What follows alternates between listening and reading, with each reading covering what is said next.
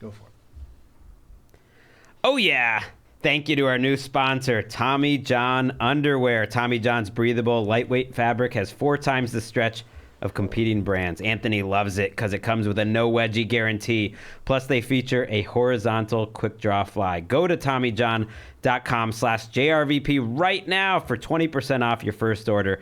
20% off at TommyJohn.com/JRVP. TommyJohn.com/JRVP. See site for details. Anthony's wearing them right now. He wishes he was wearing a little dad grass. Give the gift of dad grass for the holiday season. Now available for everyone in the family. Dad, mom, for tokers, droppers, and poppers alike. You and your loved ones can chill out without getting them stoned to the bone. Right now, Dad Grass is offering our listeners 20% off your first order when you go to dadgrass.com/JRVP. Go to dadgrass.com/JRVP for 20% off your first order. That's dadgrass.com/JRVP. Roman, if you're experiencing ED, there is help. Right now, Roman has a special offer for our listeners. Use this link to get 20% off your first order. Just go to ro.co/JRVP today. That's ro.co/JRVP today. That's genuine FDA-approved medication for as little as $4 per dose. Helix is back. The Helix lineup includes 14 unique mattresses, including a collection of luxury models, mattress for big and tall sleepers, even a mattress made just for kids. Helix is giving up to $200 off all mattress orders and 2 free pillows for our listeners. Go to helixsleep.com/JRVP. With Helix, better sleep starts now. Finally, it's Athletic Greens giving you a 1-year free supply of immune-supporting vitamin D and 5 free travel packs with your first purchase. Athletic Greens makes it so easy to get the vitamins you need every day with just one scoop. Visit athleticgreens.com/JRVP for a free 1-year supply of vitamin D and 5 free travel packs with your first purchase. That's athleticgreens.com/JRVP. Don't look so tired while I'm doing it, rubbing your eyes as if you couldn't be bothered to listen to that beautiful reading, Anthony. I listened to it. It was good. It was great. You know what else is great? A jump rope stuck in a bladder. Comedians that would do well in the challenge, and frogs where they shouldn't be. Those are all coming up on episode 182 of the Jeselnik and Rosenthal Vanity Project. JRVP. Junior Vice President. Do not whine. Do not complain. Work harder. Spend more time alone.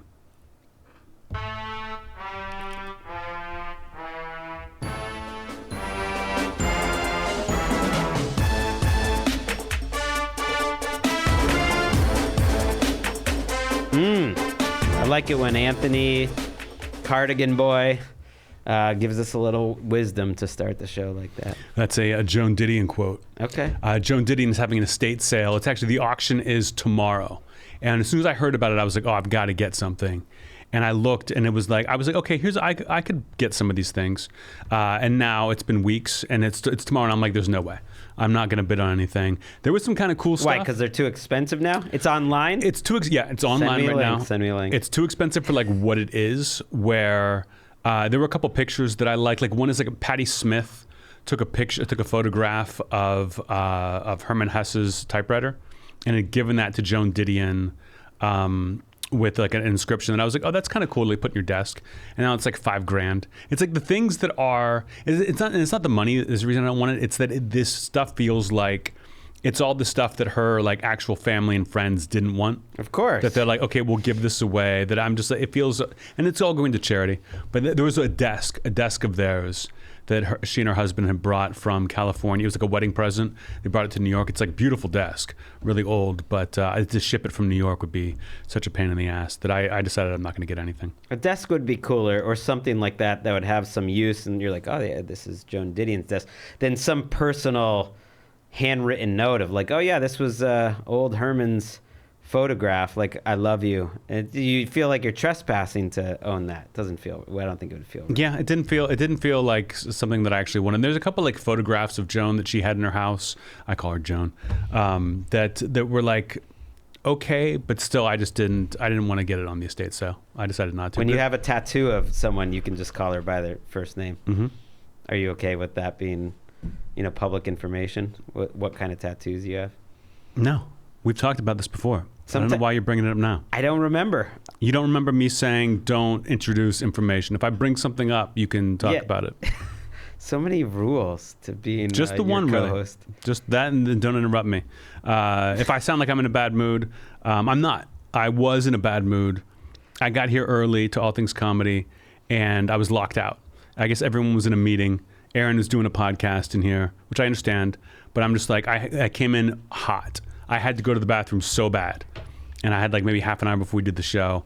And then I was just locked out and I just sat there having to pee more and more. And then Gregg came in also having to pee. And just a couple of guys in their 40s. Having to pee in the lobby. And I yelled at Gregg for sure. I mean, that was ridiculous. I came in and I was like your knight in shining armor and you treated me like I was nothing, because I remembered a couple weeks ago that I actually got the code to get in. And I thought, okay, I'm gonna save the day here, but it was very tricky to get I couldn't figure out how to get the code thing to work. Meanwhile, you're like yelling at me, like I'm your little bitch, like I'm your assistant, and I'm the one holding the key to your bladder. And when I did open the door finally, like, did I get a thanks? No, like you fucking yelled more. I didn't yell so more. I slammed the door in your face, which was a good bit. I did use the bathroom first. But you were like, I got the code. And then you're like, it's not working. I don't know. Should I text Aaron?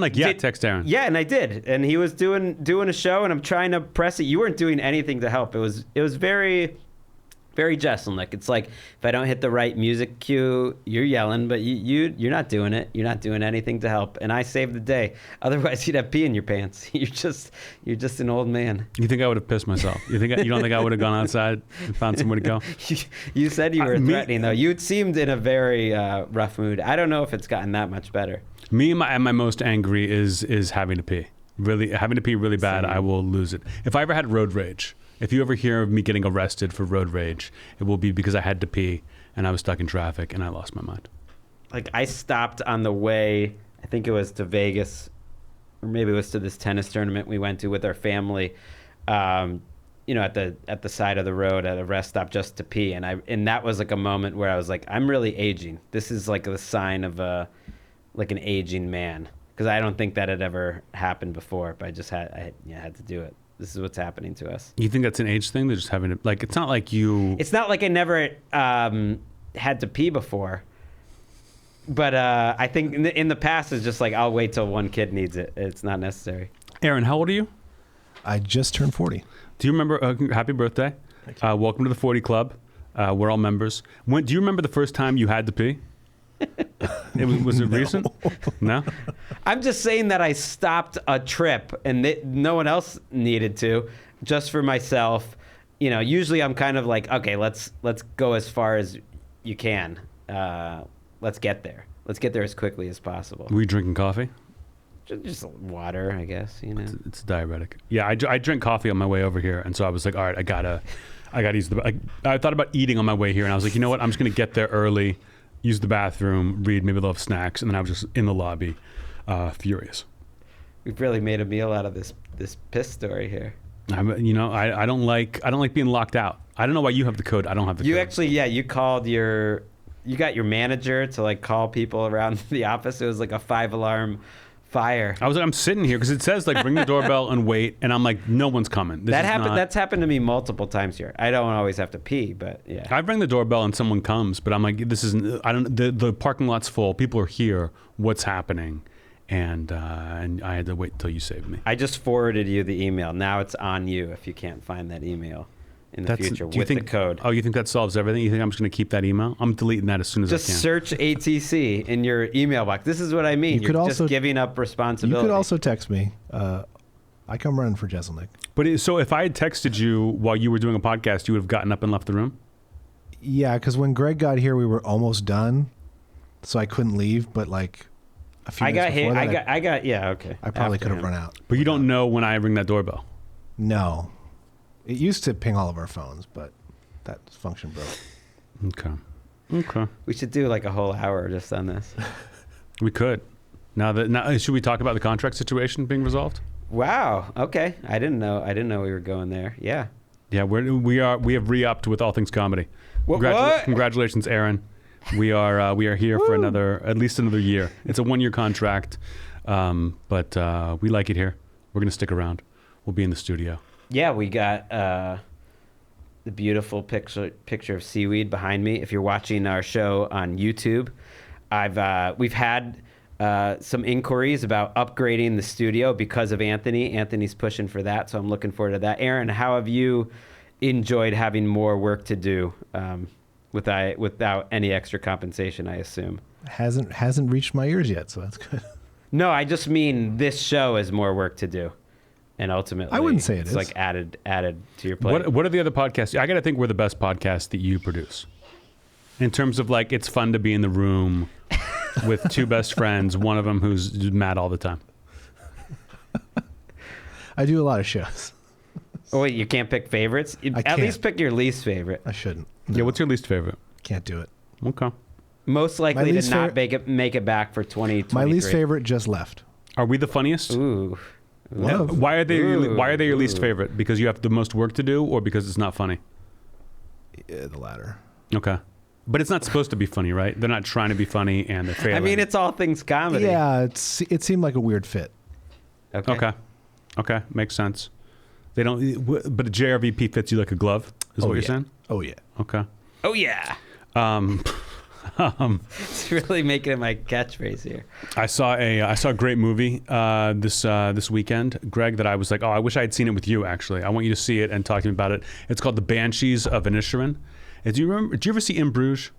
No, we talked about it. The guy, the same director, he did like three billboards outside whatever the fuck Missouri, and he made this one. It's the same guys from In Bruges, Colin Farrell, Brendan Gleeson, I believe is his name, and it's like about like male friendship. They live on this island, and the one guy just like tells Colin Farrell one day, he's like, I don't like you anymore. I don't want to be friends with you anymore. I have like shit to do, and then like it's everything that falls out of that. But it's it's like just under 2 hours, and you'd think it would be boring. But it's not at all. And I absolutely loved it. Sounds like my type of movie. I'm usually into female friendship. Did you see this though as like a kind of a fantasy of like, what if I did that? What if I did that to my old buddy Gregg? I mean, I've done it to all my other friends. But we're sticking around. We've monetized this. It's forever. Well, not Lloyd. We had dinner with Lloyd last weekend, and he's been around since we first came out to LA. He's the man who brought us out to LA, and here we are having dinner with him 20 years later. Yeah. So you haven't gotten rid of him. And we've had dinner 5 times in between those two. Like, it's not, if you want to see me once a year, we can be friends. You want to see me more than that, it's going to be an issue. Like, I'm about to announce, I'm booking more tour dates for next year, summer, fall, and past that. And I know it's like once I get to the major cities, every city has like one person from my past who wants to hang out. It's like either high school or college friend who's now like moved on in their life but lives there and wants to hang out while I sit and watch them drink while they complain about whatever the job is, no matter what the job is. Wow. Yeah. I hope they're not listening. And if you are listening and you think, oh, that friend couldn't be me, it's you. Mm-hmm. Yeah. If you're a friend and you're listening to this, it's you. If you knew me, Lloyd listens. Lloyd's great. I had a great time with Lloyd. That's what I'm saying. Yeah, it was fun. I don't remember anything we really talked about, but Lloyd's cool. The holes in your cardigan are distracting. So Cardigan boys coming strong. Like, I support Anthony. He's growing up. He's changing. He's trying on new things. He's Cardigan boy now. But the holes, I'm just staring at the holes. I like the holes. It just feels like something that won't be the trend in 2 years, and then you'll just have holes in your cardigan. Do you think I buy clothes thinking to the future? Do you think I'm like, I hope this still makes sense in 2 years? I love a pre ripped up piece of clothing. This is a cashmere cardigan. I got it 60% off, and it has the holes. It looks dirty. It's supposed to look dirty on purpose. But the holes are intentional, clearly, right? Yes. They're not truly mothballs or anything. No, it's on purpose. I love it. It's my favorite. Even when I showed Liz, I was like, "Can I get this? Should I get this?" She was like, "I don't know." And I got it, and she tries to steal it all the time. It's the best. Okay. I don't need your cardigan judgments. One thing I'm actually in a better mood about is I've been having horrible back pain on the last few weeks of this tour. I don't know what it is, but it's been getting away from me. And I went and got acupuncture for the first time in like 5 or 6 years, and it fucking helped so much. Korean woman, a few blocks away from me. Found her, I don't know when she opened the office, but I looked up acupuncture. Was able to walk down the street, hooked it up, stick the needles all, like I was like, my back hurts. And she's like, let me stick needles in like every place but your back. Wait 25 minutes and see if you feel better. And I was annoyed. And then I woke up this morning and was like, oh, that's so much better. Opened up my psoas. Put one in the toe. Put one in your toe? Wait, where else? She put it in, like, I would land on my back. She put in the two behind my neck, in like the back of my neck, one in my right toe, one in my left knee, and then right above my hip bone on either side. And that sounds like fun to me. And not fun's probably the wrong word. It is the wrong word. But I like the idea of I mean, it sounds wrong, but I like the idea of like sharp pain. I think that sounds good. As you get older, you start understanding yourself a little more, and that doesn't. I like it. I forget how most of the country feels about acupuncture. It almost like being home in Pittsburgh like a couple years ago, someone was talking about some like back pain or something. I was like, oh, try acupuncture. And they were like, what's that? And I was like, oh, it's like the needles. They put needles in you. And they looked at me like I was like telling them about some like mystical. Really? Yeah. And I think in a lot of the country, people just see it as like a pseudoscience, pseudoscience, a pseudoscience, and it's not at all. It is totally legit. I've had acupuncture, I've had chiropractors, and acupuncture is the better thing. I love it. So I'm going to be going every week now until my back pain is totally gone. And I can sit in the car for more than 20 minutes without fucking losing my mind. I just like that we got to like a place. This is the closest thing I have to therapy that I think that I would get to, in therapy. That it just like this sounds weird, but I feel like my body is not that sensitive. Like I don't feel pain that much. So when they actually give you something that you're supposed to feel like a tattoos, like I miss the sensation of getting the actual sensation of getting it is one of, if not my favorite part about it. I almost feel like I crave that. It feels good to have that. I agree with you 100%. Okay, so is acupuncture like that? No, it doesn't hurt at all. Oh, it doesn't. It's like it's less than getting a shot or something. Like you feel the needle going in, but you don't really feel like you're getting stabbed. But when it's like 100 of them, it'd be like getting 100 shots. What's 100 times 0? How many of your acupuncture? Oh, I got you. Okay. Yeah, there's no pain. I guess it's not for me then. You would like it. I mean, you would love it, but there's no pain. Okay. But I like that you want to be hurt. You want someone to hurt you. I mean, that's not the right way to say it, but yeah, a little bit. I bet there's some listeners out there who kind of know what I'm saying. How'd you feel about Jay Leno lighting his face on fire this week? I mean, I don't know the details beyond the headline. I did not click the link. If that's like beyond, I saw a headline: Jay Leno suffered serious burns. Yeah, there's no pictures or anything, and I don't think they're serious. They said it's like his like eyes not affected. It's like his face, so it's not good. But his eyesight. I didn't know it was his face. My former boss, I was a page at the Tonight Show. Mm-hmm. I mean, he didn't know he was my boss, but. I like that you said you would have to answer phones like one day a week, and that people would just call up and like ask for Jay. They wanted to talk to Jay about how come their headline hadn't gotten on yet. They would send emails and. Yeah, I like Jay Leno. I have friends who try to text me jokes, and I was like, nope, I'm Team Jay. I like Jay a lot. I guess if you work on if you own hundreds of cars and you're always working on them, chances are you're going to light your face on fire at some point. But I'm a Jay Leno stan, and I hope Jay's a fast recovery.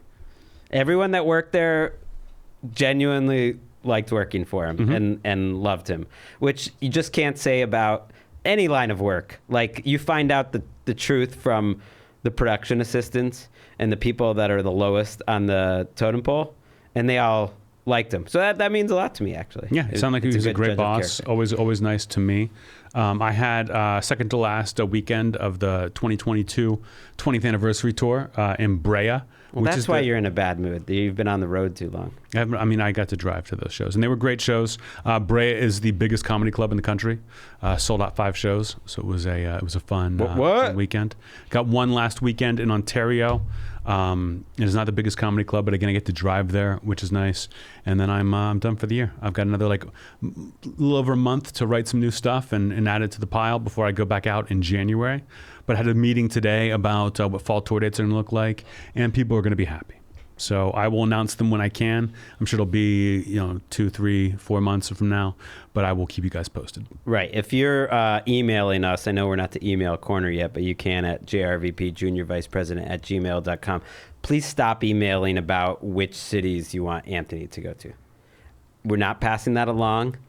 It's not going to have any effect. I mean, I don't want to be involved in this, and then it just gets ignored. Yeah, that reminds me. Apparently, I don't remember saying this at all. I don't remember saying this at all, but apparently last week I said, if you want to be my assistant, get in touch with my manager's assistant and put your resume in the pile. And I got an email today that was like, she was like, "What?" My manager was like, "What did she do to hurt you that you opened this up to her?" And she's like, she's getting a lot of emails. And I'm like, are they joking around or do they want the job? She's like, oh, they want the job. Yeah, of course they do. I would not hire someone like a podcast listener. I'm already You weeding never out all know. the I mean, comedians. you actually could be missing out on your next great assistant. But I understand the instinct that it would be hard to know out of the listeners, like, who's the great candidate or not. I guess that's why you get ZipRecruiter. Yeah. I got to have them use ZipRecruiter to help me out. But yeah, I couldn't imagine hiring a fan to be my assistant. It's just it's weird. You're going to have access to personal information. It creeps me out. Yeah, we've talked about this before. I almost think less of people when I find out they listen to my podcast. Not that I think less of them as people, but I don't like the uneven relationship that immediately establishes that you're listening to me and I'm not listening to you. I'll go even further. I'll say when people tell me to listen to the podcast, I think of them as subhuman scum. Like, I don't even see them as people anymore. They're like cockroaches to me. Like, listen, I appreciate the listeners, but if you meet me in person, you're a cockroach to me. That's not true. Do you remember the girl? There was a girl who emailed. You're very nice. There was a girl. I think everyone should listen to the podcast. I remember there was a girl who emailed to be like, "Hey, I'm a big fan. Yeah. I just want to tell you something. I used to work for Amazon, and I once went into your account and saw all the things you've ever bought in Amazon. Sorry, I did that. I just couldn't help myself. What? Would you do me a favor?" And I was like, delete this email. I don't ever want to know. Wait, what? Yeah. This happened. I don't think you were aware of it. Like, our old producer emailed it to me and was like, "Hey, I got this email and I just wanted you to be aware." And I was like, "Don't respond ever." But it was a very creepy way to like, "Oh, yo, cool. Yeah, you were looking through." And I don't know. I don't know. I wouldn't be like afraid of my Amazon purchase list over the years getting out there, but I would not want it to get out there. I do not know what kind of weird shit I've bought at Amazon at 4 a.m. Quite a bit. So you think you'll do a special off of this? At some point, eventually? I kind of talked about that. Like, special, like, people ask a lot about when's the next special, what's happening. The things are changing so much. Like, my agent was like, in 6 months, things will be different. The way Netflix does it, things will be different. If there's another writer's strike, it'll be way different. That Amazon's getting in the mix now, trying to do specials. We're going to wait and see how that goes. HBO might be my future boss, Amazon. Supposedly, they could buy NFL Media. I have no information. I'm basing this on reports. Would the NFL sell NFL Media?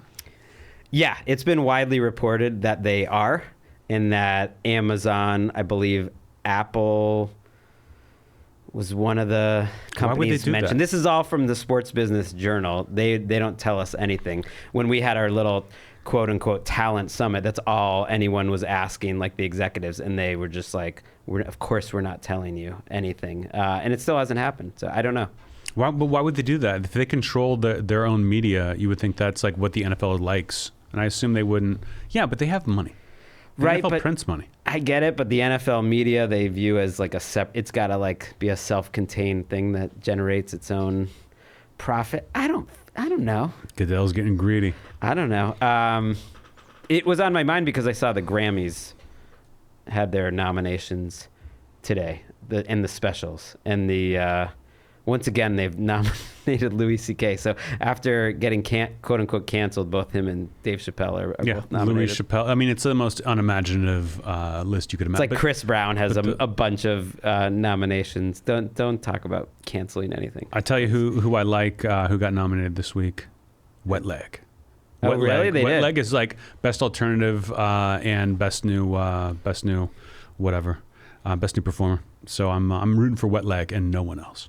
But yeah, the Grammys and Emmys for stand-up comedy are a joke every year. They never nominate anyone interesting, and no one interesting ever really wins.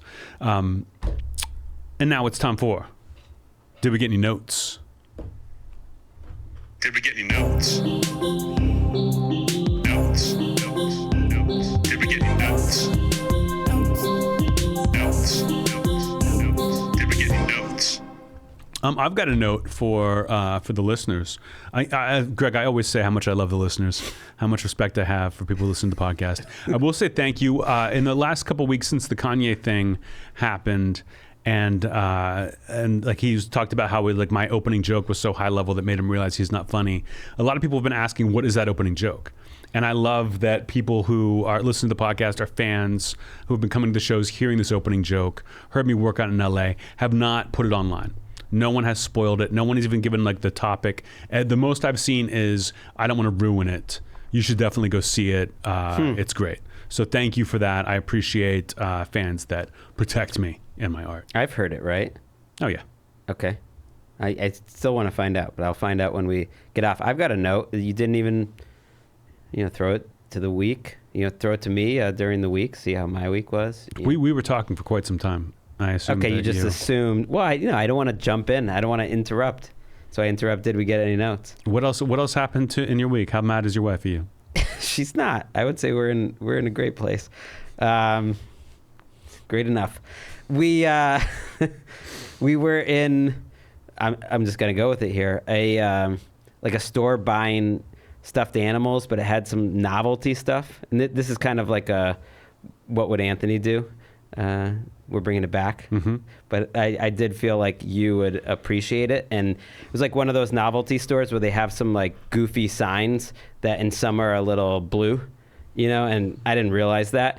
And we're just sitting in line to buy their stuffed animals, and Walker just goes to us, "What's a bitch?" So what would Anthony do in that situation? What would your response be? I mean, I feel bad saying this, but my instinct, I would have been like, ask your mom, she'll tell you. And just walk out. That's terrible. That's what I would have done. What did you do?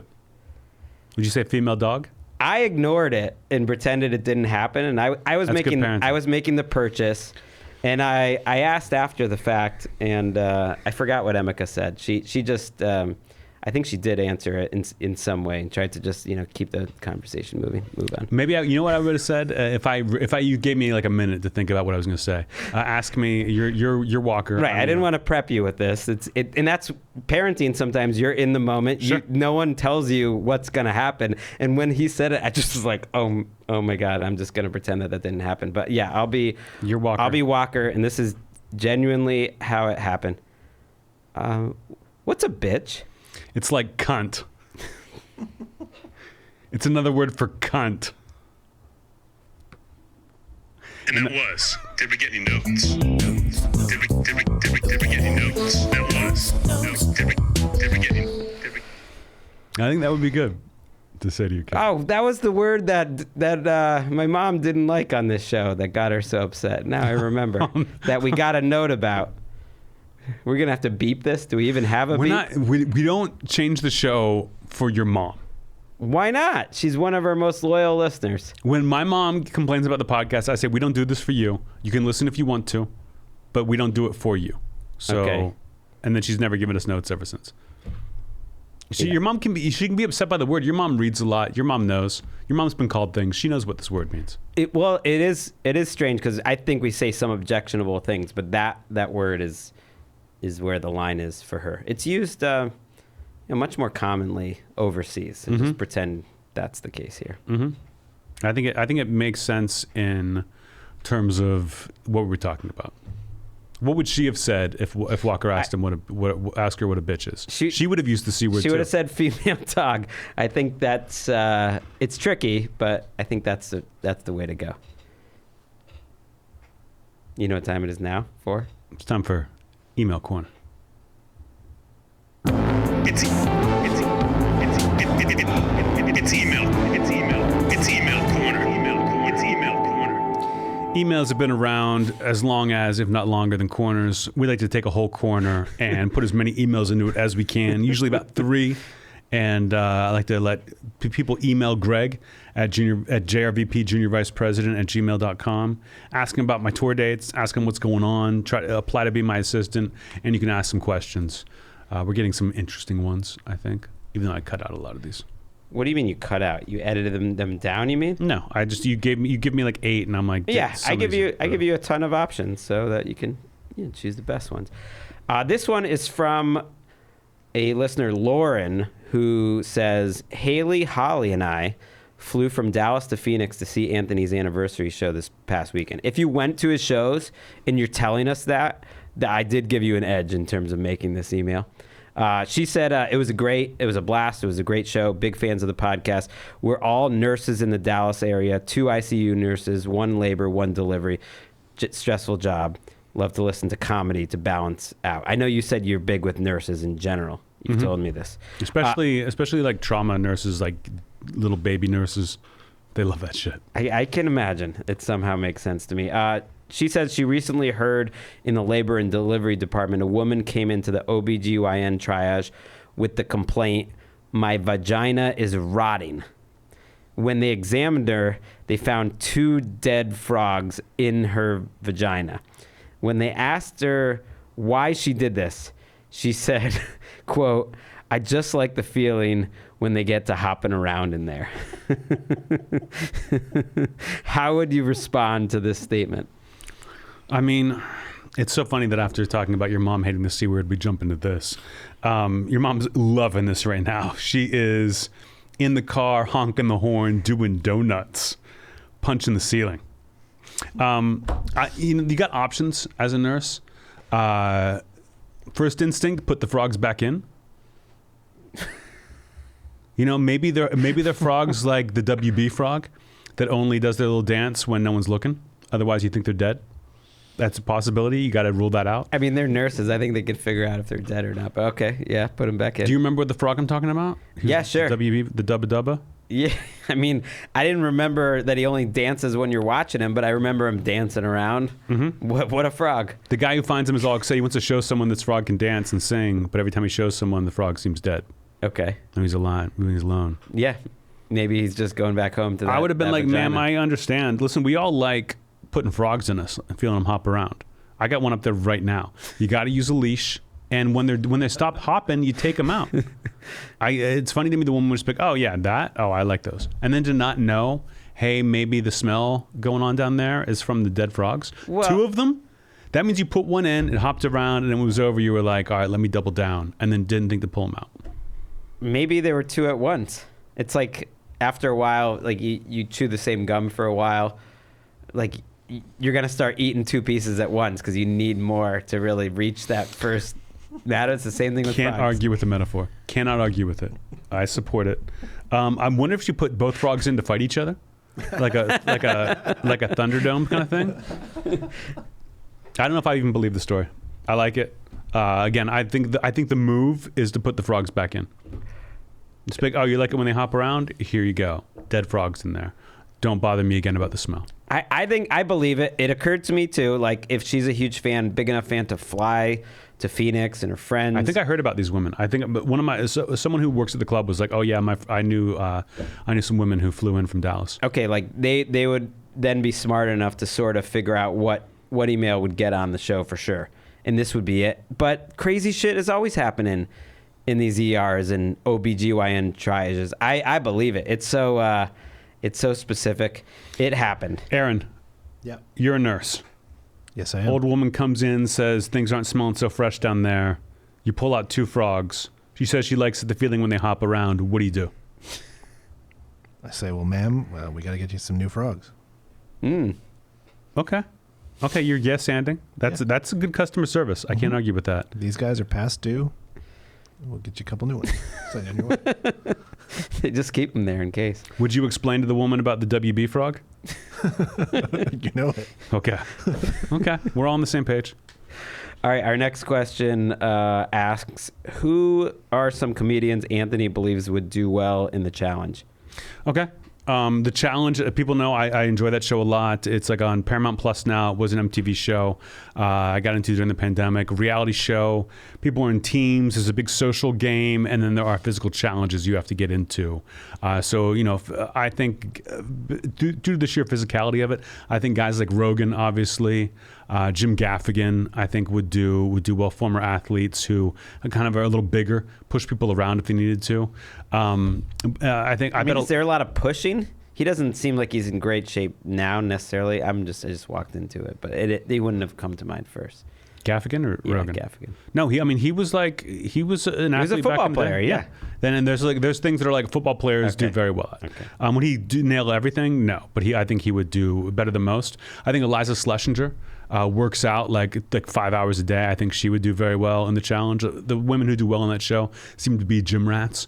But I think the biggest one, maybe the best comedian athlete who would run the table would be the Johnny Bananas, the CT, if you will, of the challenge would be Vince Champ. Vince Champ, I think, has all the tools. He's got the background. I think just Vince Champ all day, every day. Like, Aaron, who would you put your money on? Vince Champ, Joe Rogan, Jim Gaffigan, Eliza Schlesinger. Oh, boy. It's Vince Champ. It's Vince Champ, everybody. You can't beat the name, but I know the story. Yep. I just Googled Vince Champ, and now I get the joke. Yep. All right, our next email is... I like to bring up Vince Champ whenever I can. Whenever I can bring up Vince Champ as an example of something, I like to do it. I name dropped him on Good Talk, and only comedians really get it. But every once in a while, I'll be in a green room at like a C-list comedy club, and I'll see Vince Champ's name on the wall, and I laugh every time. What a name. I think he's almost available to be on the show. Is he getting out? I believe so. He was a winner of Star Search in 1992, and they don't get it That's wrong. what he's known for. That's what he's famous for. Uh-huh. And you Google him, that comes up, and then nothing else. But Vince Champ, everybody. Vince Champ all day. Oh, no, never mind. He's still got a while. Lauren, who is a 21-year-old listener, who said she recently went back and listened from the beginning. I think if you're trying to get an email on the show, tell Gregg your age. And if it's in the early 20s, you got a good chance of getting past old Greggy. No, that's not true. I just like... You're easily seduced. I do like the fact that women and men listen. I like hearing the stories of how they're fans or whatnot. But that's ridiculous. I just, I like to put a little bio so that they know who it is. If they mention it, I'll mention it. Shut up. Let's say you're standing alone, minding your business, when the most beautiful woman you've ever seen descends from the heavens. You can already tell she's exactly your type in all ways. She tells you she's actually God and that she's been watching you from above.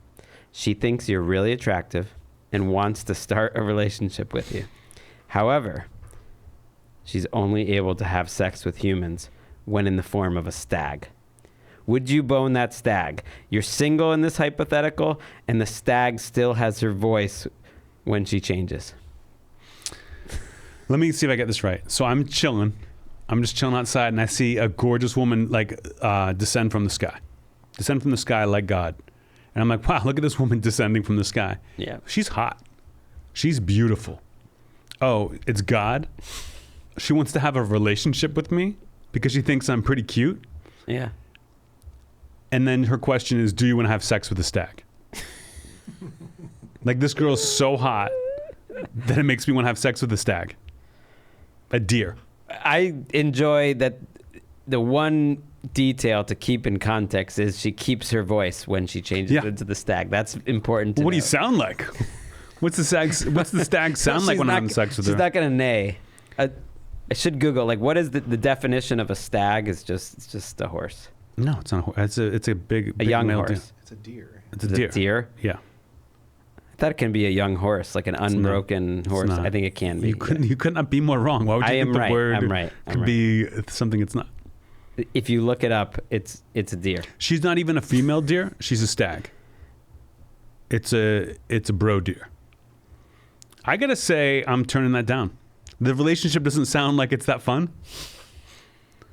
Like when we watch movies together, I'm a girl, but when we have sex, I'm a stag. And I feel like having sex with a stag, you're gonna get hurt. You're gonna get scratched by the antlers. You're gonna get kicked by the hooves, and then it's gonna be the hot girl saying sorry. I don't get it. And also things like this, these kind of questions, these kind of rhetorical questions, it really comes down to like, would you believe them? Like I remember doing stand-up once, and I was taking questions, and someone screamed out, "Would you take it in the ass for world peace?" And it was like, do you mean I'd believe you? Like if someone walked up and was like, "If you let me fuck you in the ass, world peace," and I'm like, oh, okay. Like those are two different things. Like, well, you have to accept that if you're gonna go with the premise of the question here. Yeah.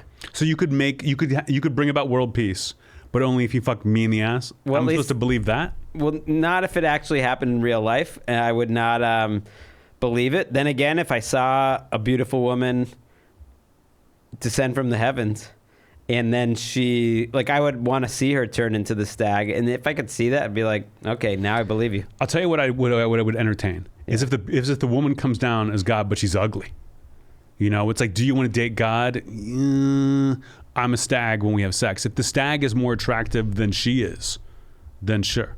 But this sounds like she's so much hotter than the stag. The whole time you'd be like, I can't believe I'm doing this. Right. It is, I think, a flawed premise, because why would you ever want to have sex with a stag? You need something great to make up for it. And the fact that she used to be beautiful and is God, it just seems annoying. God would be a terrible person to have a relationship with. Like every relationship, ultimately, you want it to be on equal footing, but there's probably someone who ultimately kind of wears the pants in that relationship. And whose pants are bigger than God? Like, that is not going to be an even relationship. You're going to be God's little bitch. What's the point of dating God if God can't even have sex as themselves? They got to turn into a stag, and just a stag with their voice. Maybe they were just that's not a very powerful God. That's what they're into, though. They just like it that way, like little stag sex. Aaron, what would you do in this situation? Why didn't you just stare at me after I said that? I just don't believe that an omnipotent being that plays favorites like this. But if you were an omnipotent being and you saw me, you'd be like, I want to turn into a stag and get fucked. Yeah. Yeah. And that was Email Corner. Emails around the world unite. And that was Email Corner. Diamonds around the world unite. Diamonds around the world unite. I saw I think it was on the Reddit, someone had a thread about why don't I take over the music stings. And I was so shocked and luckily all the comments below were like, well, you think Anthony would ever do that? I would rather end the podcast than be in charge of hitting the buttons. I love to make fun of you when you do it wrong. Not that you did it wrong there. We're on fire tonight, although that was a little late. You know, in theory, we could edit out that little. And now it's time for Ad copy. Tommy John underwear. Fall is chaos in your pants. You're overheating 1 second and freezing the next. To be ready for anything, you need underwear that can handle everything. You know what? Let me stop you right here. It's time for Tommy John underwear. Let me stop you right here. Okay. I've been waiting for something like this to come along. We've been doing the podcast for a few years now. We've done some ads. And we reject a bunch of ads. People ask us about certain things, and I'm like, no, I'm not doing that. I've rejected a bunch this week. A lot of podcasts do them, and I'm like, no, I can't wrap my head around. I can't endorse that.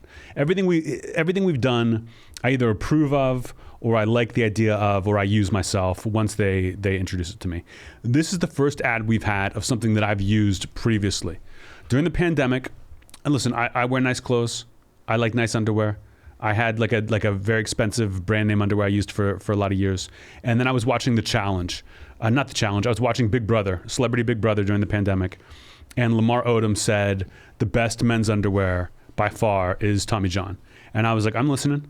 I went and researched, and I bought a couple pairs, and they are the most comfortable underwear, and they do their job. There's comfortable underwear, like this is probably not even good for me health-wise.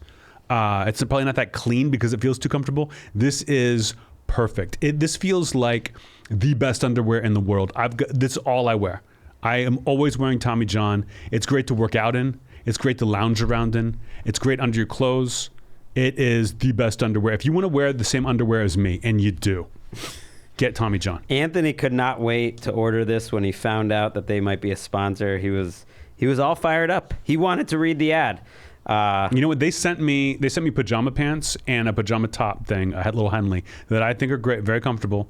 But the underwear is what I'm like. Right. They got some casual wear. They got some pajamas. But in the underwear, you're that much more comfortable, breathable, lightweight fabric, 4 times the stretch of competing brands come with a no wedgie guarantee, thanks to a non-rolling waistband. I didn't even think of that. I haven't had a wedgie in 2 years since I started wearing Tommy Johns. I didn't realize they were responsible. I thought I was just getting lucky.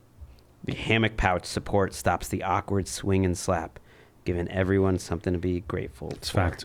People love it. Anthony loves it. Go to TommyJohn.com/JRVP right now for 20% off your first order. 20% off at TommyJohn.com/JRVP. TommyJohn.com/JRVP. See site for details. Wear my underwear. Wear it. All right, we got another ad right now.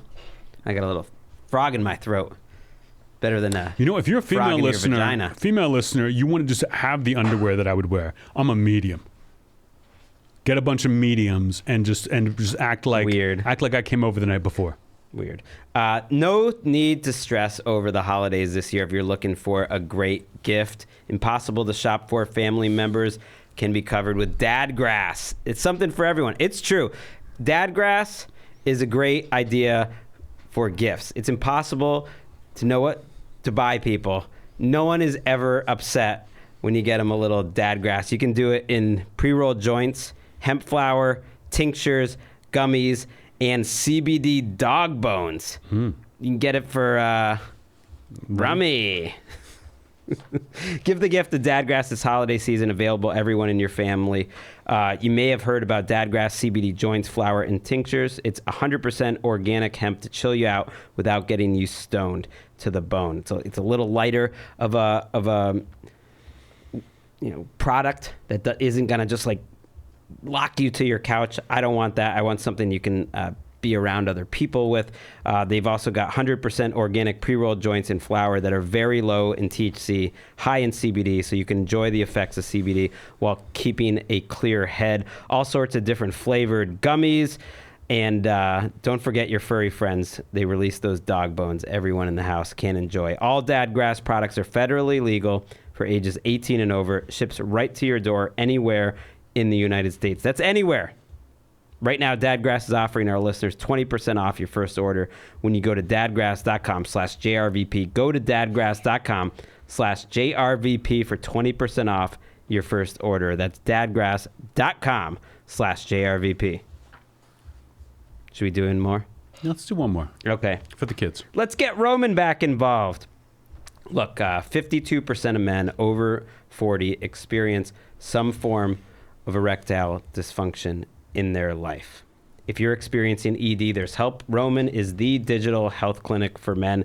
Roman offers genuine FDA-approved medication for as little as $4 per dose. At Roman, no waiting rooms, no hassle, straightforward, convenient, digital experience. It's a free online visit. You can do it on your laptop, your mobile device. A U.S. licensed healthcare professional will work with you to find the best treatment plan. If medication is appropriate, Roman sends it right to your door. Free 2-day shipping. Everything arrives in discreet packaging. $4 per dose. I mean, there's just not much in life that is that cheap. It's less than going to Starbucks. It's less than just about anything that you can do. Less than $4 per dose.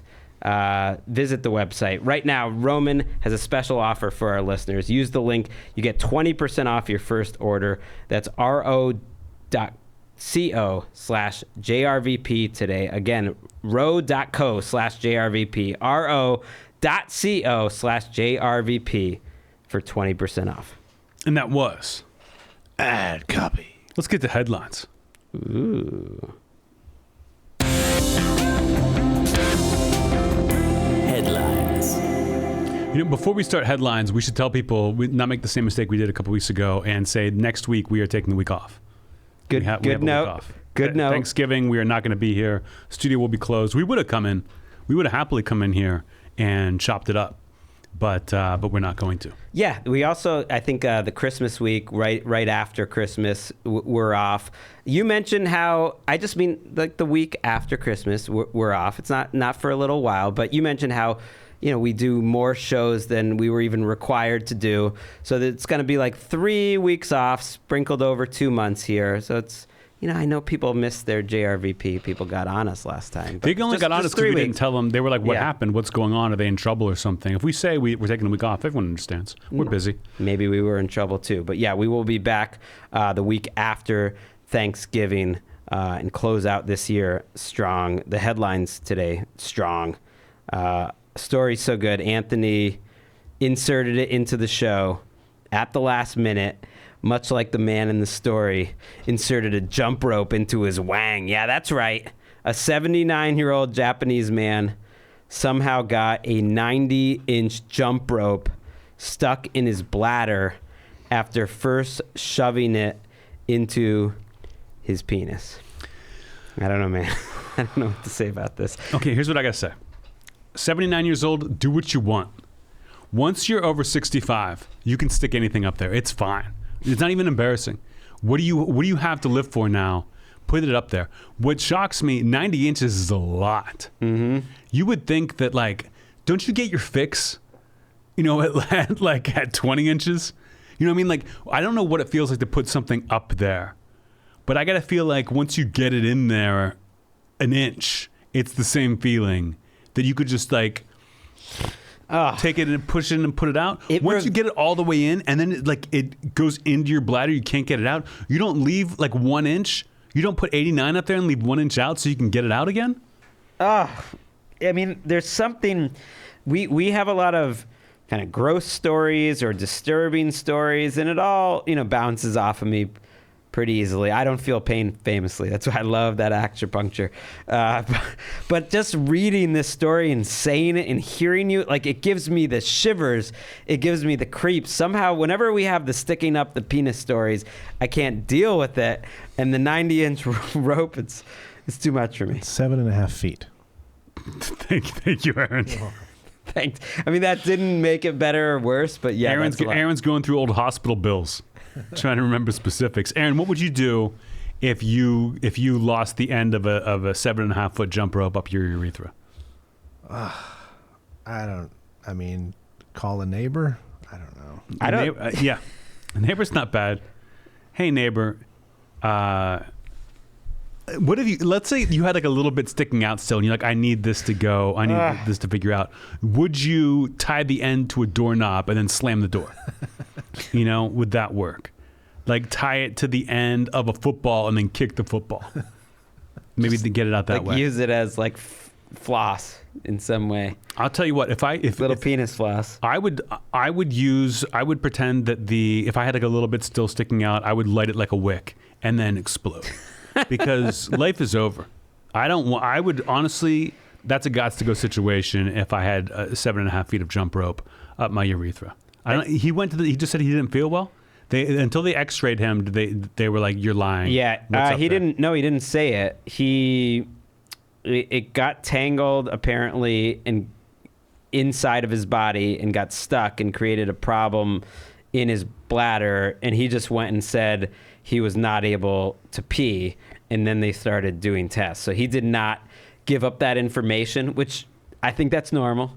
You're a 79-year-old man. You're not just going to say that. But then they realized that this was all from a medical journal. We do have pictures. So if you're watching on YouTube, I do want to show Anthony the x-rays where they first saw the rope. It looks like a kid drew a picture of what they think rope would look like inside of a body, but these are actual x-rays. And then, Anthony, I want you to look at the actual rope after they took it out of the body, because that's pretty it's pretty disturbing. He by the way said he was Ooh, that is 7.5 feet. That looks like a good time. I don't know why it's in a knot all of a sudden. Well, that's how it was in his body, was in a knot, and that was what was creating problems. And then they stretched it out, and it looks like a nice thick piece of linguine with some spaghetti sauce on it, except that's his blood. You know what? I get going to the hospital, not just saying I put this in my urethra. I can't find it. But I don't get being like, I can't pee. I don't know why. Do some tests. What I would say is, if I ask me, you're the doctor at the hospital. I walked in. Ask me if you can help me. So you don't do this in Japanese, because we'll do it in English. Oh, he's from Japan? I believe so. Huge shock. Wait, I'm the doctor, right? I was too busy setting up that sweet Japanese joke information. So yeah, we did find something that seems to. No, I just walked into the hospital. Yes. All you have to do, your only job is to say, "How can I help you?" How can I help you? I can't find my jump rope. Are you suffering? That's it. That's the end of the bit. Thanks, Gregg. Thanks for being a brick wall I can throw a tennis ball up against. I think it delivered. I think it worked. Yeah, it did. It was entertaining. This guy's okay now? Yeah, I think he was fine. I don't know if I really. I don't think it's even that embarrassing for a 78-year-old man. I think everyone's kind of like, oh, cool, like you're passing the time. I think it's impressive that he was able to do it. It was difficult to extract, they said, because of the length of the rope and the entanglement in the bladder. And this is all from a medical journal. Professor Toshiki Kijama, who's the co-author of the study, said traditionally grasping forceps and retrieval baskets are used to remove the foreign bodies. However, in this case, wires were inserted into the bladder. Wires inserted into the bladder usually curl up as the bladder contracts. Therefore, special consideration was required for wire-like foreign bodies. So I don't know. They created some special wires here to get up there. Here's my impression of a 78-year-old Japanese man who's just come out of surgery in the hospital after they removed 7.5 feet of jump rope from my urethra. Thanks. See you guys next week.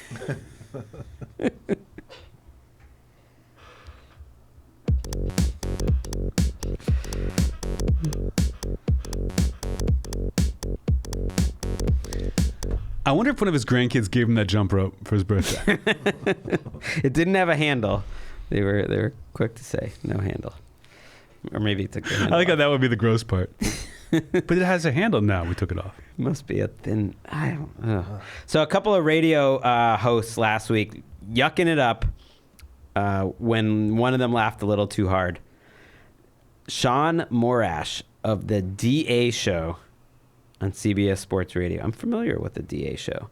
Was cracking up so hard that he pooped his pants live on air. They were laughing. He suddenly went to the floor and he said, "I just went in my pants," before just taking his earphones off and heading out. He later returned and explained it.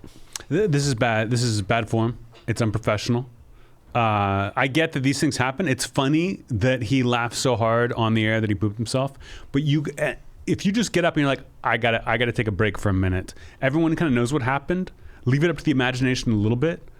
The fact that he came back and took off his underwear and showed his underwear to them is the worst thing I've ever heard in my life. Aaron shits himself once a week on this podcast, and he never mentions it. He's a pro. I believe he did earlier this episode. He's amazing. This guy came back and explained it too much. Way too much. Do you want to hear some of the quotes when he came back? Yes. He said, I don't even know what this means, but he says, I laughed too hard up and the friction down. That doesn't make any sense. I don't know, but that's exactly what he said. I listened to it too. He said, luckily, it wasn't major poundage. It was just a little wet. Okay. Gross. Why do these shows... Yeah. I guess it felt like a show where you would want to talk about shitting your pants. It's just like that was... It is a sports radio show. I can't imagine how slow a news day it would be that you'd be like, I hope I shit myself so I can make a meal out of this. He actually explained it on another podcast later that day. So he turned it into content. And he said, don't be afraid to admit if you make it in your pants. There's nothing wrong with it. It's the human body. And his co-host pushed back a little. She thought maybe there is something wrong with it. Like, how many times has this happened to you? And he says maybe as an adult, and he looked like he's a guy in his 40s, maybe 30s. And he said he's done it 7 times, which means you have a problem. That's too many times. I mean, it depends on, like, is it from the beginning? He's got a problem with his memory. If he remembers every time he pooped himself. I think if you pee yourself a little bit when you're laughing, it's funny. You poop a little bit, you keep it to yourself. It's okay. You can say, I laughed too much. I got to take a break for a second. Again, everyone knows what that means, and we keep on moving it along. This guy should be fired. He should be fired from his job. No one knows what it means. You're like everyone knows what's happened when you fall on the floor and you laugh too hard and you say, hey, I need a minute. I would not assume that person pooped in his pants. Everyone's laughing. All of a sudden, somebody gets a little more serious and is like, I've got to take a break for a second, takes off their headphones, leaves the room, and comes back 5 minutes later. I think you know what happened. You might not know specifics. No way. Yes. The 7 times thing, and maybe this says more about me and you and about Sean Morash than anything. But when I read the 7 times things, I was like, see a doctor. If you're pooping in your pants like on the regular, you've got some medical issues here. I wouldn't laugh anymore. I find a new line of work if I poop myself ever. I've never laughed so hard I pooped. Never. That's what I'm saying. I didn't poop my pants. And I've never come close. I've never been like, thank God that wasn't funny, or I would have shit myself in front of God and everyone else. Some people do pee in their pants. They say that like a little leaks out or whatever. I've done that. Okay. I can't remember the last time it happened, but it's happened. Maybe you just haven't been funny enough. I'm waiting for that pee joke to really unlock me.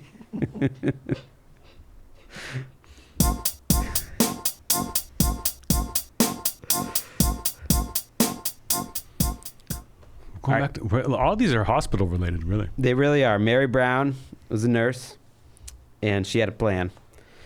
And her plan involved her taxidermy shop that her family owns. And she planned to take a 62-year-old patient's amputated foot from the hospital that she worked at, amputate it, and put it in the window of her shop and hang a sign that said, "Wear your boots, kids." I think she thought this was funny. I don't think it was like a public service to wearing boots, but it was like a bit. And she had told the people in her family that this was her plan. I think it was a great plan, but the problem was she did not have permission to amputate this patient's foot. And that, my friend, is what is called a felony. Let me ask some questions here. Yeah. So she didn't want to sell the foot. She wanted to use it to put the foot in the window. Like, you can't buy that foot. That's our foot. But come on into our taxidermy shop and check out some of the squirrels we have in here. Don't know. We got an owl, maybe. I think it was for sale. I mean, it would have been up in the shop, but she just thought this was like a funny bit, to the point that she told the other nurses, and we can get into the details, but ultimately she's going to go to jail, I believe. She hasn't been sentenced yet, but the evidence seems strong because she told the other nurses who were there when she amputated the foot this same exact plan about putting up the sign, just like she had told other members of her family. I think she just thought this was either the greatest plan ever to sell a foot, or more likely, I think she thought it was funny, and she just like wanted to tell this bit to everyone. And now that she did, she's guilty and she's gonna be in trouble. But when did where did the joke start? Did someone come in and need an amputation? She's like, oh, I'm gonna take their foot and put it in the window, or was she like, I got to get a foot from somebody. I got to get somebody's foot. There'll be something. It's got to be a foot. It can't be a hand. It can't be something. It's got to be a foot. I think, based on the reading I did, that she had a candidate. This guy was in there, and she thought his foot was needed to come off, or could come off, and that she could get away with it, and it'd be a perfect combo with the taxidermy shop. Maybe she's always dreamed of this, but she had a patient that was maybe on his in his final days, and was slightly coherent, and his foot was all messed up and was diseased, like a diabetes situation kind of thing. I'm not exactly sure, but some sort of like fungus, and it was wrapped up, and there was wrapping around it, and that he was gonna die, and most likely soon anyways. And she tried to get permission to amputate his foot, and they were like, no, there's no medical reason to do it. Yes, the foot's in bad shape, but he's probably going to die anyway. And when you say she wanted to do it, like, and they didn't get, like, was she asking the doctors to do it and she would take the foot, or she was going to do it herself, Civil War style? I don't know, but I think she was going to have the doctors do it. But in the end, she did do it herself. Really? Yeah. Maybe she was going to do it to begin with, and that she just knows how to amputate a foot. But she was holding the man. The other nurses who were there said that they were surprised by it, that they were like there holding the man's, and suddenly they looked over and the other nurse is amputating it. Sounds pretty traumatic. I'll tell you that there are some bad apples in the nursing community. I don't trust them. Listen, nursing, it's a honorable profession, but there are some fucking crazies in there.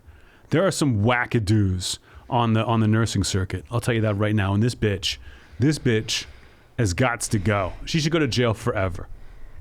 I think she's going to jail. It seems like a pretty open and shut case. They admitted it, and they admitted that the man never asked to do so, and she admitted that the procedure was beyond the scope of her work, and it's a problem. The only reason she was even caught, though, was because a few days later the guy did die, and the medical examiner of the guy's body was just like, what the fuck happened here? And he started doing a little digging and basically found out what had happened and ended up getting her in trouble. So the foot never got to the window? She never actually did. I think she got that foot. She got the foot, but how long does it take to taxidermy a severed foot? I don't know that, Anthony. I don't know. Do you know what the greatest severed foot joke is in stand-up comedy history? Please. Aaron, do you know? No. I'll give you a hint. Mitch Hedberg. I want to hear Anthony say it, not Aaron. A severed foot is the perfect stocking stuffer.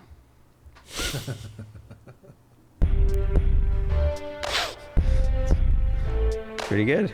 Pretty good. And now it's time for Ad copy. Helix is back. I've loved having my Helix mattress for Midnight a long Deluxe? time.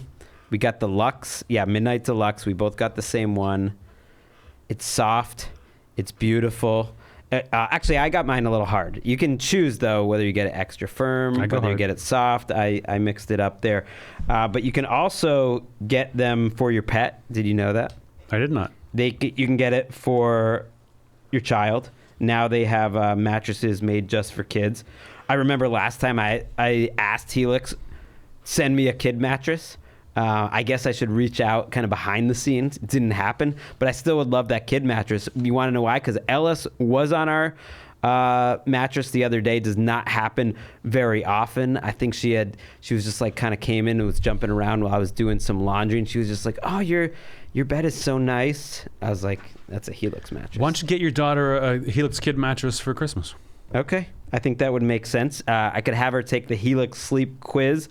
You find your perfect mattress in under 2 minutes. It's a personalized mattress. It's shipped straight to your door, free of charge. I live on a street with a bunch of mattress stores, and I look at them and it looks sad inside. I do not want to go inside and deal with all that. I love having it just delivered straight to your doors. And you're answering all your questions on the website that you would answer in person anyways. You have a 100-night risk-free trial, so if it's not the mattress for you, you can get rid of it or get a different mattress if you want. American made. It comes with a 10 or 15-year warranty. Again, you can try it out for 100 nights risk-free. Helix has been awarded the #1 mattress by GQ and Wired magazine. If you overheat, are you an overheater? Yeah. I am too. They have a special cooling features. You can pick this all out on the website. It's really easy. Helix is offering up to $200 off all mattress orders, 2 free pillows for our listeners. Go to helixsleep.com/JRVP with Helix.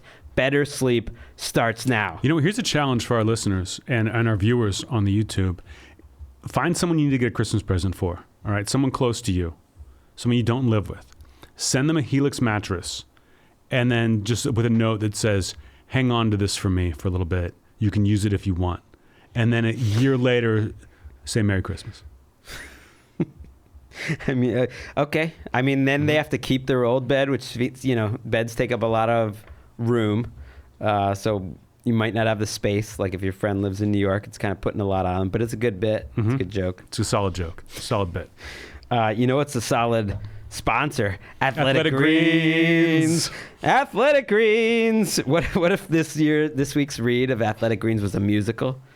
We just came up with our own special. I had an Athletic Greens song I was singing to Liz, and Liz was like, "Why don't you sing this on the air?" I was like, "Because they don't pay me enough."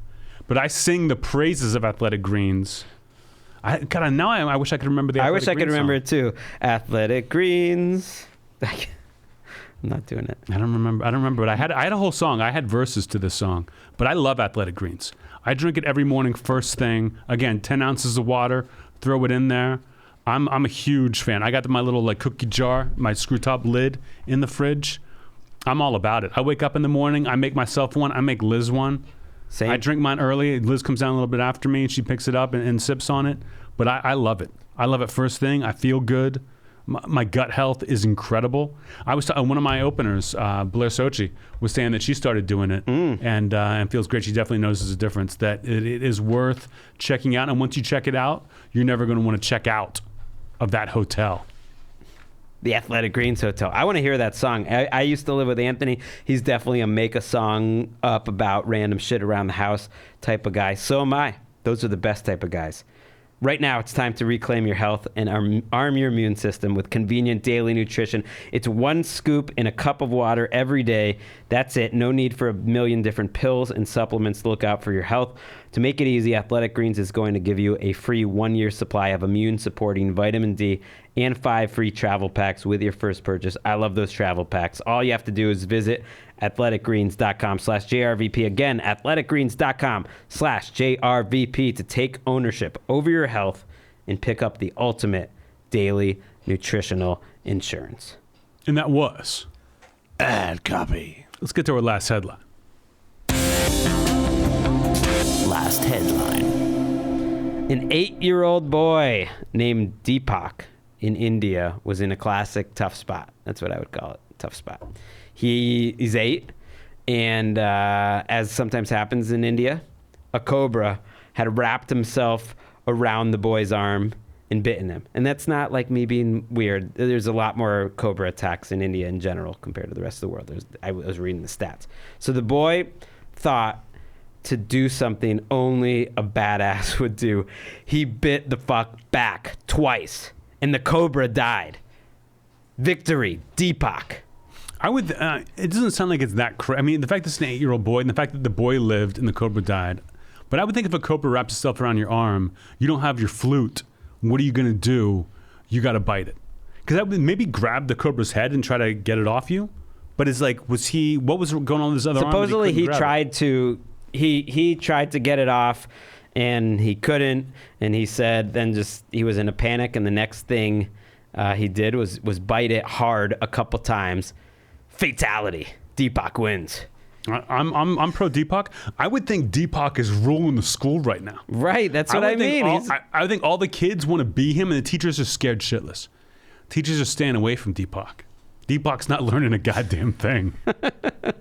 I was confused because why would a bite from the boy kill the cobra?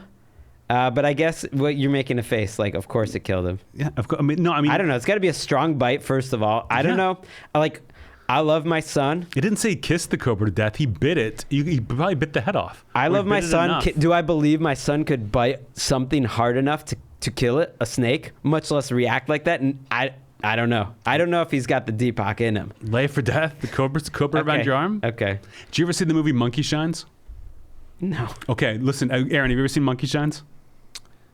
I have a weird memory of seeing it as a kid, but I don't. It's based on a Stephen King story or a novel, and it sucks. I remember it as a kid because it had one of those little monkeys that has like the cymbals that bangs the cymbals. You know, like it's a wind-up toy, and so this guy is paralyzed.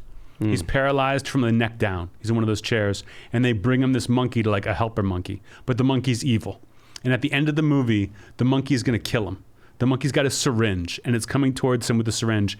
And you see the guy, and the guy is just like moving his finger. He's paralyzed. And they're like, I think it might even be a thing where like it's all in your head. You're not really paralyzed. And you see his finger moving a tiny bit. It's like, is he going to be able to move his body and stop this monkey from killing him? And you just keep on going to the finger, going to the monkey, going to the finger, going to the monkey. And then right as the monkey's right about here, the guy goes, ah! And bites down on the monkey and kills the monkey with his teeth. And I'm getting strong Deepak vibes. Yeah. I want to go see the movie now, although you spoiled it. It doesn't matter. The whole movie's building up to that moment, and it is great. Watched it on New Year's Day once, and it was hilarious. Yeah, he said it all happened in a flash, Deepak, because he was interviewed by the local news, and he was in great pain. And it's just was his reaction. And the reason he didn't die or suffer was because the Cobra gave what's called a dry bite. Mature cobras can choose to bite people, I guess in this case, or enemies, if they don't want to actually send the venom out. Like it more as a warning to like leave me the F alone. So the snake actually was kind of trying to do Deepak a solid. Snake was being a bro, and he regrets it now for sure. He's like, oh, I should have had a wet bite. I should have gone wet on that one. This is probably the one time that snake's gone dry, and he paid for it with his life. More power to Deepak. I feel like Deepak, like, move over Dr. Chopra. There's a new Deepak is number one in town. Well, I like the most excited that you've been this whole show is when I told you it was a wet bite. Anthony's eyes just lit up. It was a dry bite. Dry bite. I get excited. I get excited whenever this podcast is almost over. And now it's time for recommendation station. Gregg. I am recommending a book. It's called Second Place. It's by Rachel Cusk. You may remember we've recommended the Outline trilogy by Rachel Cusk, which is awesome. Rachel Cusk, I think, is one of our favorites. This book was recommended by Anthony, like right when it came out, and I don't care. I loved it. I think I loved it even more than Anthony. I would describe Rachel Cusk as a writer, as the writer that has the most like lines, like sentence length lines. It sort of reminds me of you, that are so concise and pack so much into one line that I just have to mark it in my book. She does that more than any author I know. There was just like 50 lines in this book that are so like either cold-blooded or just like crystal clear about what life is like, or just intelligent and makes you think, that like I just love reading her. The plot's great. I mean, the plot kept me going. It's about an artist that visits this woman's property where she has a second house. He's this famous artist that she has a little bit of a mental history with, and it goes on from there of what type of guest he is. But that's almost secondary to me. I just like being sort of inside the mind of Rachel Cusk, and I love that she was following up kind of a career-making trilogy that she had. She was already very well known, but like the Outline trilogy will probably outlive her, and I really recommend it. And this was the first thing she did after it, which is such a hard thing as an artist, and I think like she nailed it. I really enjoyed it. Yeah, great book. I loved it as well, and it's one that I think of. I read a lot of books, and I'm like, I don't remember what that was about, but I remember this very vividly. Great book. Second place or just second place? Second place. Second place by Rachel Cusk. I'm recommending 2 books this week. Because of the way that I read them. Like a long time ago, maybe like months ago, I get these lists of like most anticipated books of the fall, and I had pre-ordered a book called The Lemon by S.E. Boyd, and I'm like, I must have read the description and it sounded like something was up my alley, but I ordered it way in advance, so I was like, oh, interesting, and I was waiting a little bit, and then I picked up a book that I had bought a few weeks ago. It's called Down and Out in Paradise: The Life of Anthony Bourdain. And it was controversial because his family did not like this book. His friends weren't all about it. A lot of people didn't talk to this writer who kind of gave a warts and all portrait of Anthony Bourdain. It's like there's a lot of hero worship, and there are reasons for that. It's like some of it is you want to protect your friend's legacy. Some of it is money. But I read the book, and it really is warts and all, but a more human portrait of him. But it was interesting, but also like it kind of left me with a bad feling. I didn't love reading it. Didn't you watch that documentary too? I did, and I didn't like it. Isn't that a warts and all one? Not really. It's more like hey, it's great, and I mean it buries that Aja Argento woman for sure, more than even the documentary did. But it was an interesting read, the Bourdain book. Again, Down and Out in Paradise: The Life of Anthony Bourdain by Charles Learson. But it kind of made me feel dirty. And then my next book, I was like, let me just pick up this book, The Lemon. The Lemon is about a celebrity chef who has a TV show and accidentally hangs himself in his hotel room trying to masturbate. And then it's all his people in his orbit trying to cover it up and make it seem like it was a suicide. And reading those 2 back to back was amazing. That if you want to read either book, I recommend reading them back to back. Read Down and Out in Paradise: The Life of Anthony Bourdain by Charles Learson, and then read The Lemon by S.E. Boyd. And The Lemon, I think, is a superior book. If you didn't know anything about Anthony Bourdain, the book would still hold up and be a great book. I really did enjoy it. But reading them back to back was awesome. And I wouldn't have recommended the Anthony Bourdain book if not for this. But back to back, it's a double whammy banger. Feels like a speedball. You got to be careful. It's true. It's true. And that was Choo-choo. Recommendation Station. Debbie, I'm sorry we said the C word. We got to do it sometimes, baby. It's comedy. Get us out of here. Whoa, Nelly Furtado. That's a spicy meatball. Is that okay, Greggy?